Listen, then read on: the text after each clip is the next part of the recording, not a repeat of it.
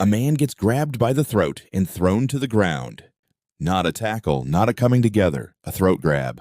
Thrown by a player from the team that just lost. Aimed at a player from the team that just won. The trophy wasn't even lifted yet. And that is how the reigning world champions decided to say goodbye. What really broke at that World Cup final? If you tuned in expecting a coronation, you didn't get one. You got a masterclass from one side and a full-blown meltdown from the other. And by the time it ended, one old football idea got proven right in front of 80,000 people. I'm also going to show you the decision FIFA made before kickoff that has half the internet calling for heads to roll. This wasn't just any final. This was the last dance for the greatest player of his generation. A team defending a crown, and a governing body that had already picked a fight with its own tournament before a ball was kicked. Look at the stat sheet, because it might be the most one-sided line you'll ever see in a final. One side dominated possession, dominated shots, dominated everything that matters. The other side, 0 shots on target, 0. The defending champions of the world didn't test the keeper a single time in 120 minutes.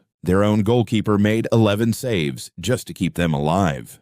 That's not a football match. That's a siege with a scoreboard attached. How does a team get outplayed that badly and still stay in the game deep into extra time? Simple. You stop trying to win the ball and you start trying to stop the other team from playing at all. Mine at 14. A reckless two-footed challenge leaves an opponent in a heap.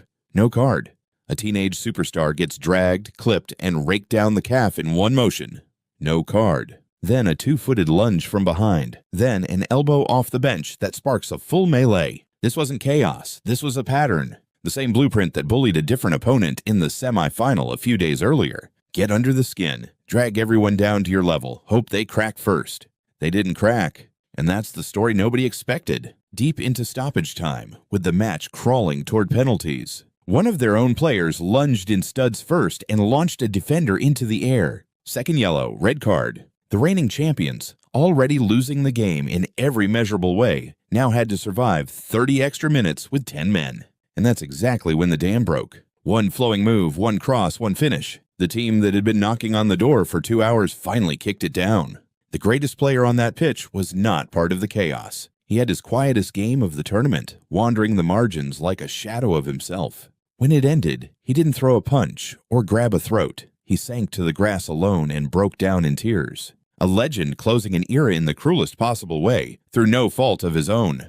His legacy was written in stone years ago. A genuinely bonded, fiercely loyal group of players who fought their way to 2 major titles on pure unity and heart. But then the final whistle went, and instead of losing with grace, they lost their minds. Shoving, throat-grabbing, players turning their backs during the trophy ceremony, booing the opposing captain's biggest individual honor of the night. One legendary pundit watched the whole thing and summed it up in 3 words. Football won. Here's the actual verdict. This wasn't a classic. It was a strangling, and the winning side had their hands around the entire game. 1 goal conceded in 9 matches. A 38-game unbeaten run, the longest in international football history. That's not luck. That's not a soft draw. That's not a conspiracy. That's a team so relentlessly good that no amount of shoving or whining could touch them.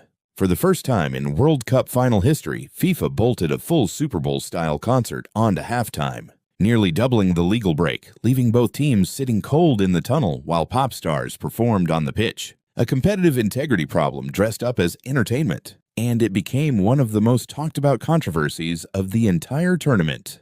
What told you the real story here? The 0 shots on target, the throat grab, or FIFA turning the biggest match on earth into a concert first, a football match second? Drop your answer below. Hit subscribe the Football Blueprint Reporter if you want the full tournament breakdown, and I'll see you in the next one.